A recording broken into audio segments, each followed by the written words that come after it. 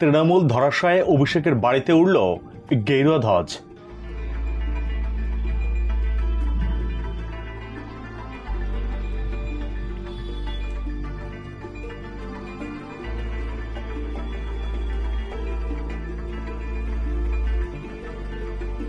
মমতার বাড়ি হলো অন্ধকার। ঝোড়ো ব্যাটিং দিলীপ ঘোষের। আপনার খোকাবাবু যে ডায়লগ দিয়েছে 4 তারিখের পরে কোন দিল্লির বাপ দেখে নেবে, তোর বাপ কোথায়, তোদেরকে কে দেখবে, তোদের তো বাপই ছিল না, কোনদিন মাই ছিল খালি। বিস্তারিত দেখুন।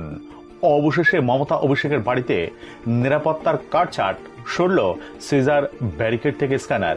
একই ছবি ক্যামাক স্ট্রিটের অফিসের সামনেও। আর বাড়তি পুলিশ নিরাপত্তা সরতেই স্বস্তি ফিরেছে বলছে স্থানীয় জনতা।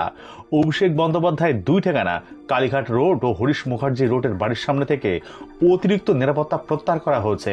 এদিকে অভিষেক বন্দ্যোপাধ্যায়ের বাড়ির উপরে উঠল গেরুয়া পতাকা। কারা লাগিয়েছে এবং কেন, উঠছে প্রশ্ন। তবে অভিষেক ব্যানার্জির নির্বাচনী বক্তব্য নিয়ে কড়া আক্রমণ শানালেন দিলীপ ঘোষ। বললেন, আপনার খোকাবাবু যে ডায়লগ দিয়েছিল 4 তারিখের পর দিল্লির কোন বাপ দেখে নেব, তোর বাপ কোথায়, তোর তো বাপও ছিল না। নির্বাচনী হিংসা নিয়ে তার বক্তব্য, কোনো ভায়োলেন্স হয়নি।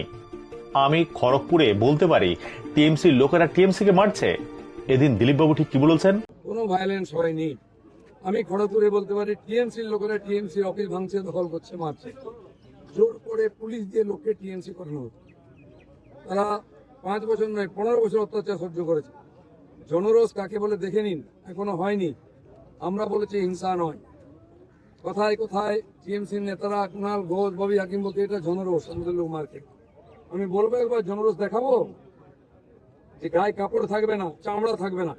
সেই জন্য সাবধান থাকুন। আপনার খোকাবাবু যে ডায়লগ দিয়েছে 4 তারিখের পরে কোন দিল্লির বাপ দেখে নেবে, তোর বাপ কোথায়, তোদেরকে কে দেখবে, তোদের তো বাপই ছিল না, কোনদিন মাই ছিল খালি। বড় কথা বলিস। বিজেপি বলে বেঁচে আছো, নাহলে সব গাছের টাঙা হতো।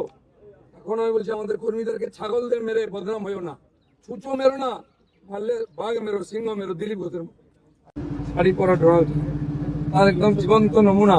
আর আজ আমি বলিনি, 2 বছর আগে বলেছি যে ট্রাম্প যেদিন নাটক করছিলেন যে আমি ছাড়বো না, আমি হারিনি, লোকজনকে রাস্তায় নামিয়েছিলেন, সেদিন আমি বলেছিলাম আমাদের এখানে শাড়ি পরা ট্রাম্প আছেন, ইনি হারলেও ক্ষমতা ছাড়বেন না।